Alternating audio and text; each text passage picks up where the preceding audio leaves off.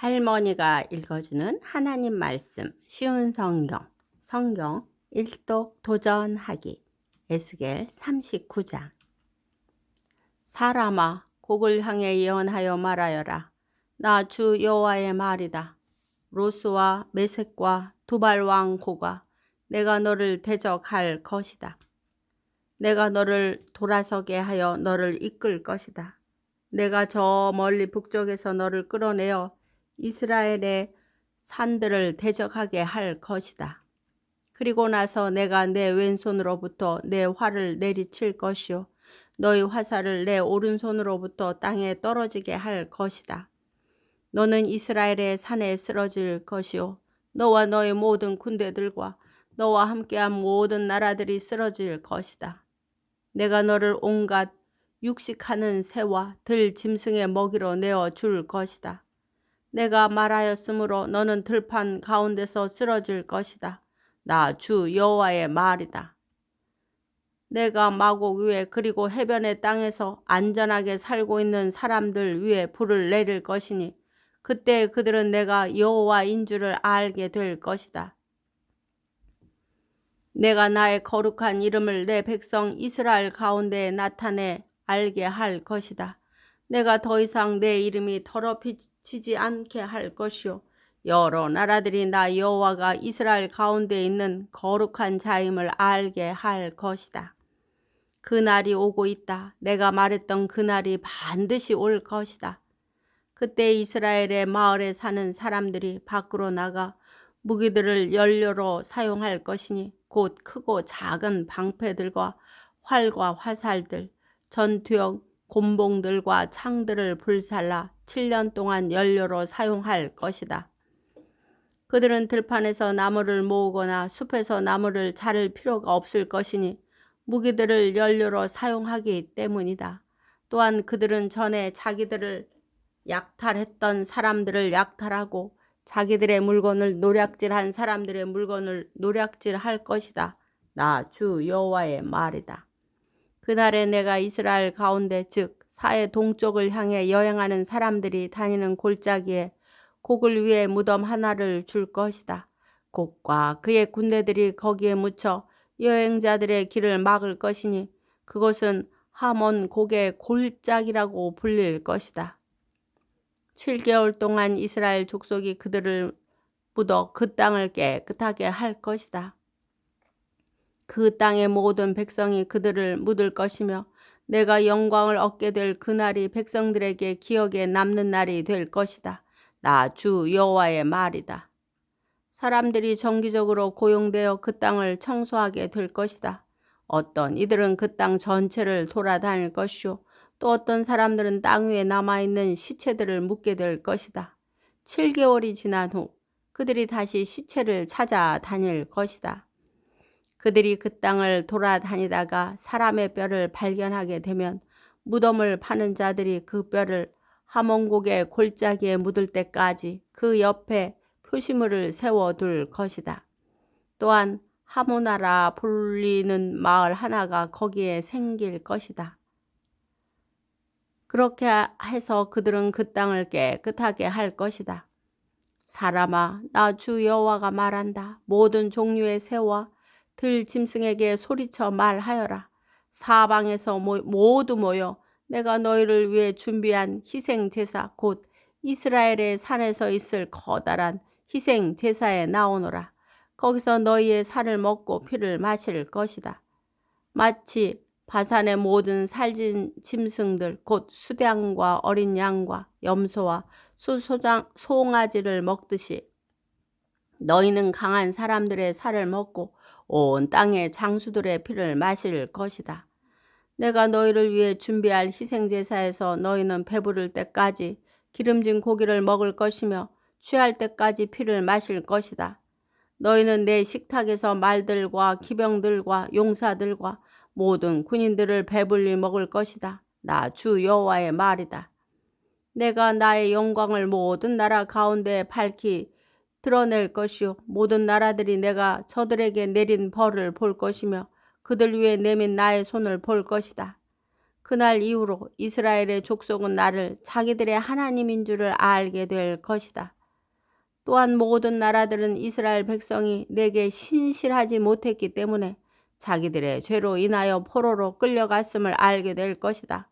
그런 이유 때문에 나는 나의 얼굴을 그들로부터 숨겼고 그들을 원수들에게 내어주어 칼에 넘어지게 하였다. 나는 그들의 부정함과 잘못에 따라 그들을 다루었으며 그들로부터 내 얼굴을 감추었다. 그러므로 나 주 여호와가 말한다. 내가 이제 야곱의 후손을 포로 생활로부터 풀려나게 할 것이요 이스라엘의 모든 백성들에게 자비를 베풀 것이며 나의 거룩한 이름을 위해 뜨거운 열정을 보일 것이다.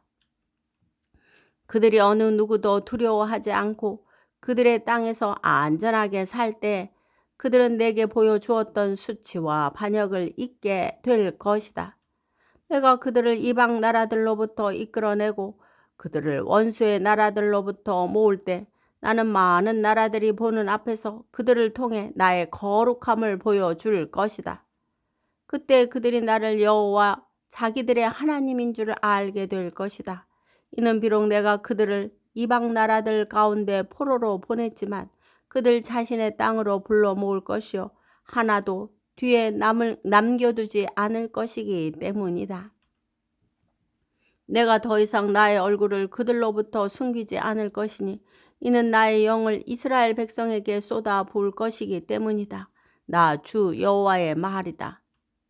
에스겔 40장. 우리가 포로로 잡혀온 지 25년째 되는 해, 예루살렘에 함락된 지 14년째 되는 해 첫째 달, 그달 10일 바로 그날에 여호와의 손이 내 위에 임했고 그가 나를 이스라엘 땅으로 데리고 가셨다. 하나님의 환상 중에 그가 나를 이스라엘 땅으로 데려가서 대단히 높은 산 위에 두셨는데 그 산 남쪽에 도시처럼 보이는 건물들이 있었다. 하나님께서 나를 그곳으로 데리고 가셨고 나는 놋과 같은 모양을 한 사람을 보았는데 그는 모시로 만든 끈과 측량하는 막대기를 손에 들고 건물 입구에 서 있었다. 그 사람이 내게 말했다. 사람아, 내가 내게 보여줄 모든 것들을 내 눈으로 보고 내 귀로 듣고 자세히 주목하여라. 왜냐하면 그것이 바로 너를 여기로 데리고 온 이유이기 때문이다. 내가 보는 모든 것을 이스라엘 백성에게 말하여라. 나는 성전 지역을 완전히 둘러싸고 있는 담 하나를 보았다. 그 사람의 손에 있는 측량 막대기의 길이는 3.2m였고 그가 담을 재었더니 두께가 측량 막대기 하나 정도의 두께였고 높이도 측량 막대기 하나의 높이였다. 그리고 나서 그가 동쪽을 향해 있는 문으로 들어갔다. 계단을 올라가 문의 입구를 재어보니 그 길이가 측량 막대기 정도의 길이었다. 문지기들을 위한 방들은 측량 막대기 하나 정도의 길이와 너비였고 이 방들 사이의 벽 두께는 2.5m 정도였다. 현관 옆에 있는 문의 입구는 측량 막대기 하나 정도의 두께였다. 그런 다음 그는 출입문의 현관을 재었는데 그 두께가 4m 정도였고 현관 기둥들은 두께가 1m 정도였다. 출입문의 현관은 성전을 향해 있었다. 동쪽 문 안쪽에 양쪽으로 작은 방이 셋씩 있었는데 이 방들은 크기가 모두 같았으며 양쪽에 있는 돌출된 벽면들도 모두 같은 크기였다. 또한 그 사람이 문 입구의 너비를 재었더니 5m였고 길이는 6.5m였다. 각 방 앞에는 높이가 50cm 되는 담이 있었고 각 방의 길이와 너비는 모두 3m였다. 그가 또 한 방의 뒤편 담 꼭대기에서부터 양쪽 담 꼭대기에 이르는 문을 재었는데 그 거리가 한쪽 난간 입구로부터 다른 쪽 난간 입구까지 12.5m 가량이었다. 또 출입문 안쪽을 싸고 있는 돌출된 벽면들을 재었더니 길이가 30m였다. 문의 입구로부터 출입문 현관 끝까지의 거리는 25m였다.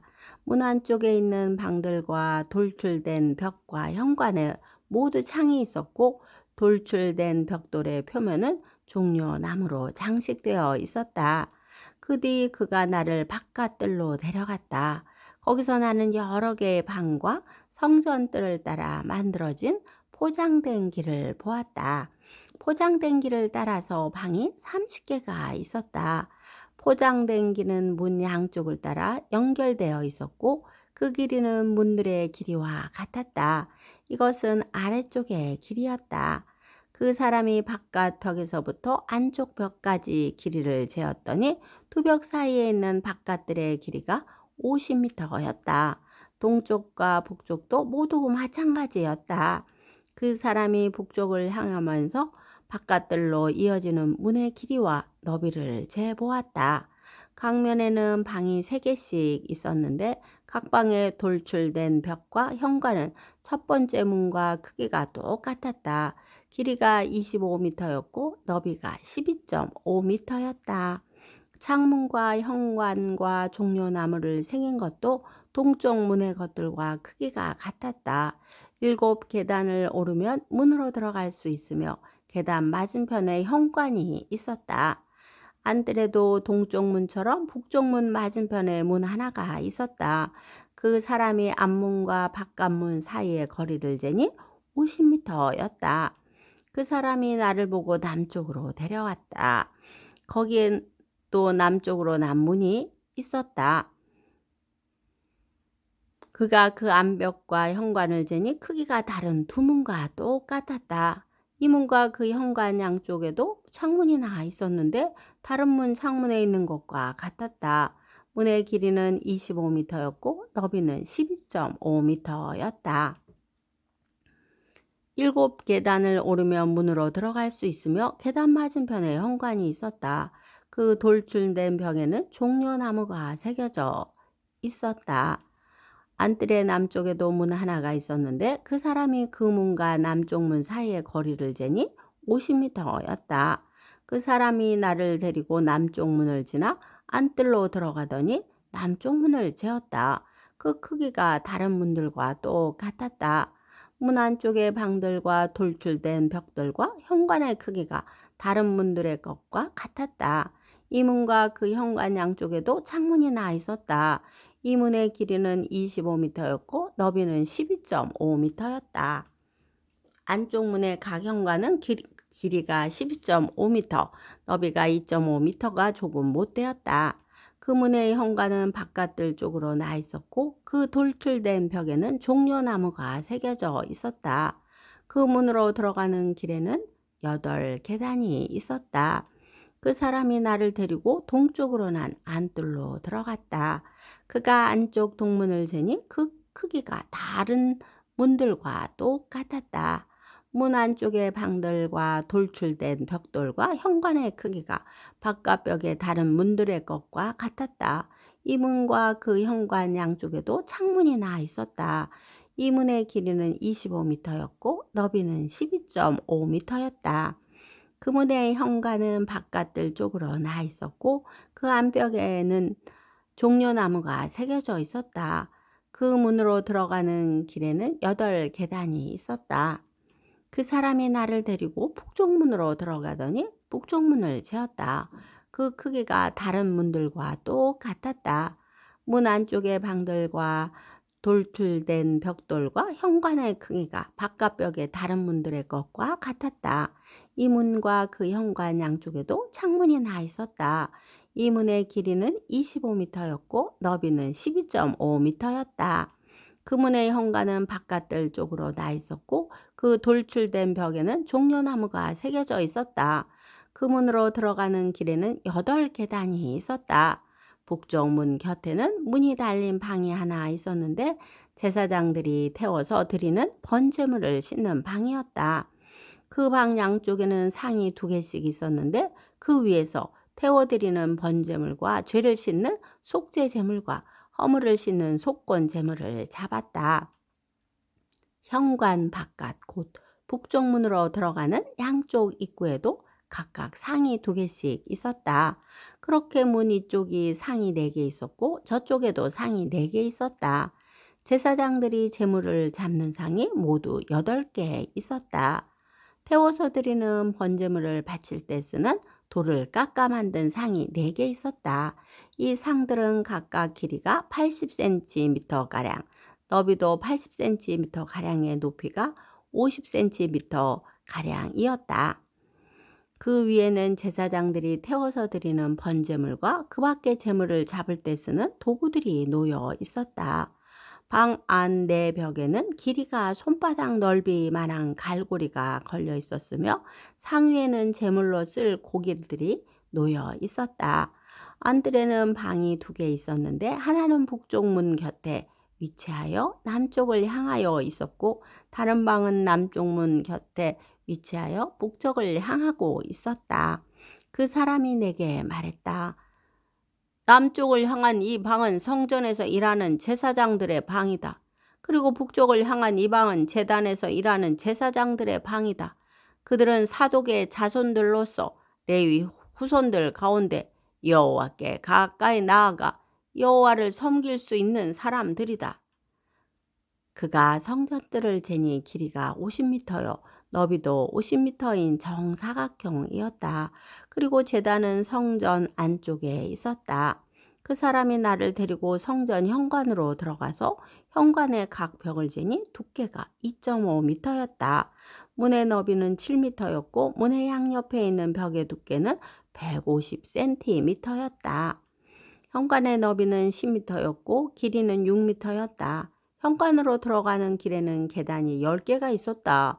그리고 벽 곁에는 입구 양쪽으로 기둥이 하나씩 있었다.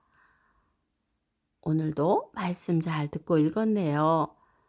항상 우리가 있는 자리에서 영향력 있게 주님을 드러내는 삶이 우리 손주들과 할머니가 되기를 기도합니다. 기도의 후원자이고 지지자이며 우리 손주들의 열렬한 팬인 할머니가 사랑하고 축복합니다.